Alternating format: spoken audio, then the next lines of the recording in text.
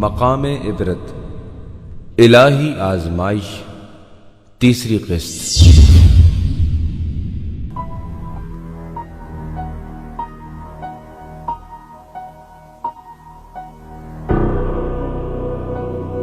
کیا لوگ یہ خیال کرتے ہیں کہ وہ کہہ دیں کہ ایمان لے آئے ہیں اور پھر انہیں ان کے حال پر چھوڑ دیا جائے گا اور ان سے کوئی آزمائش نہیں لی جائے گی؟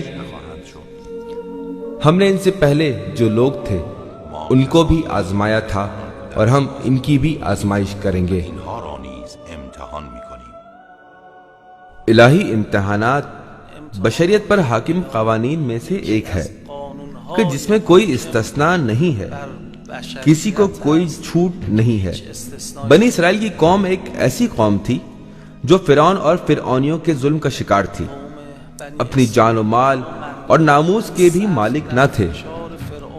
کوئی مصیبت ایسی نہ تھی جو فرعون اور اس کے کارندے ان لوگوں کے سروں پر نہ لائے ہوں، کوئی ظلم ایسا نہ تھا جو ان لوگوں پر نہ ڈھایا گیا ہو۔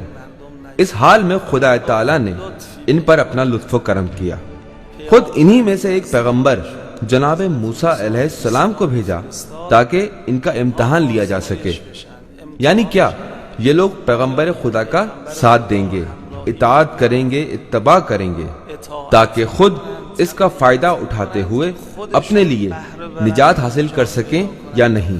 بنی اسرائیل نے اپنی خامیوں، خوبیوں اور کوتاہیوں کے ساتھ جناب موسیٰ علیہ السلام کی اس حد تک پیروی کی کہ وہ اس امتحان میں کامیاب قرار دیے گئے، لہٰذا انہیں دنیا ہی میں اجر دیا گیا۔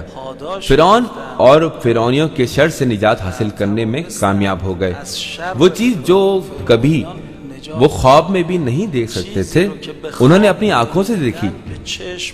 انہوں نے اپنی آنکھوں سے دیکھا کہ کس طرح فرعون اور اس کا لشکر دریائے نیل میں غرق ہو گئے اور ان کا قلعہ قمع ہو گیا۔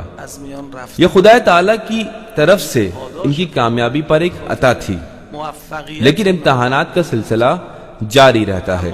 ممکن ہے کہ کسی قوم کو صرف ایک مرتبہ آزمایا جائے اور کسی دوسری قوم کو کئی مرتبہ امتحان سے گزارا جائے۔ بنی اسرائیل ان سخت امتحانات میں کامیاب ہوئے کہ جس میں بہت زیادہ مشکلات تھیں، لیکن ولایت کے امتحان میں ناکام ہو گئے۔ وَوَعَدْنَا مُوسَىٰ 30 لیلہ، جناب موسیٰ میقات کی طرف مطمئن ہو کر گئے اور اپنی غیر موجودگی میں ولی کو مقرر فرما کر گئے۔ وَقَالَ مُوسَىٰ لِأَخِيهِ هَارُونَ اخلفنی فی قومی، موسیٰ نے اپنے بھائی ہارون سے کہا میری قوم کے درمیان میرے جانشین بن کر رہو۔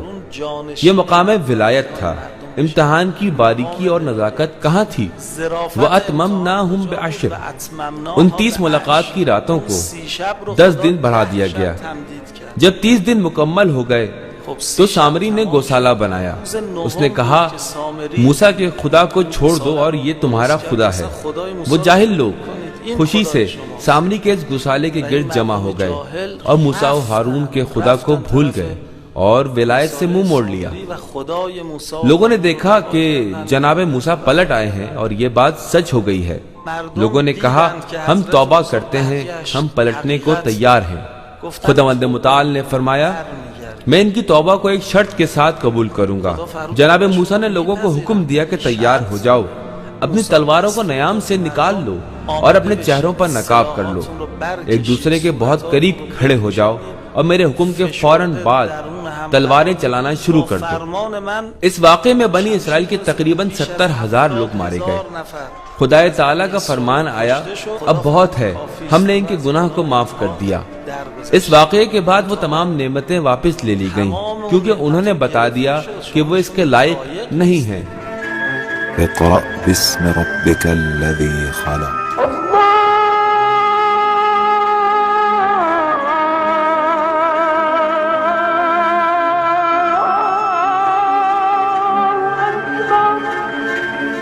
اب میں اسلامی امت کے بارے میں عرض کرتا ہوں۔ لوگوں نے حضور اکرم کی رسالت کو قبول کر لیا تھا، لیکن پیغمبر کی ولایت، حضور کے جانشین کو قبول کرنا ان کے لیے مشکل ہو رہا تھا۔ ولایت کا لازمہ اطاعت ہے، اطاعت محض ہے، لیکن ہم حضور کے زمانے میں دیکھتے ہیں کہ ایسا نہیں ہے۔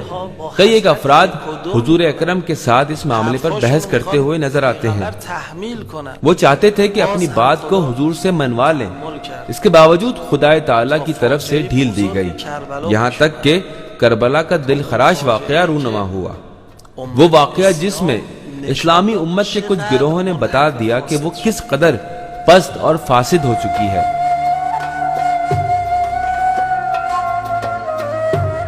امام حسین علیہ السلام نے جس قدر فریاد و پکار کی، لوگو تمہاری دنیا و آخرت تباہ ہو رہی ہے، اس سے بچنے کے لیے یزید کے سامنے کھڑے ہو جاؤ، کسی ایک نے بھی بات نہ سنی اور اطاعت نہ کی۔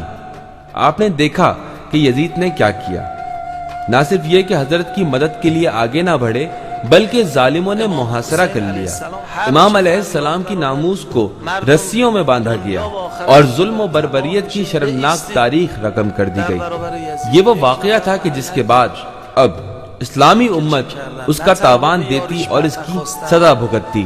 سن 62 ہجری میں مدینے نے وہ تاوان ادا کیا کہ کئی نسلوں تک جب مدینے کے لوگ واقعہ حرہ کو یاد کرتے تو کانپ اٹھتے۔ مدینہ احترام و امن کی جگہ تھی، وہاں یزید کے لشکر نے حملہ کر دیا۔ وہ ایسا شہر تھا جہاں پھانسی کے حکم والے شخص کو بھی امان مل جاتی تھی۔ یزیدی لشکر نے 3 دن رات مدینے کی اینٹ سے اینٹ بجا دی۔ حرم نبوی جو کہ امن کی جگہ تھی، لوگوں کی جان و مال اور ناموس کو یزیدی لشکر کے لیے حلال قرار دے دیا گیا۔ جہاں تک ان کا بس چلا انہوں نے قتل عام کیا، اصحاب پیغمبر میں سے 70 افراد کو قتل عام کیا گیا۔ مسجد نبوی پر حملہ آور ہوئے، مسجد نبوی میں اس قدر خون بہایا گیا کہ ایک طویل مدت تک رسول خدا کی قبر اطہر پر خون کے لوتھڑے جمع رہے۔ مکہ مکرمہ کا کیا حال ہوا؟ مکے کے اطراف کے پہاڑوں پر منجنیق لگا کر اس مقدس ترین مقام کو اپنی بھاری پتھروں کی بارش کا نشانہ بنایا گیا۔ کعبہ ایک مرتبہ پھر ڈھایا گیا، شہر مکہ میں داخل ہو گئے اور ہر کس و ناکس کو قتل عام کرنے لگے۔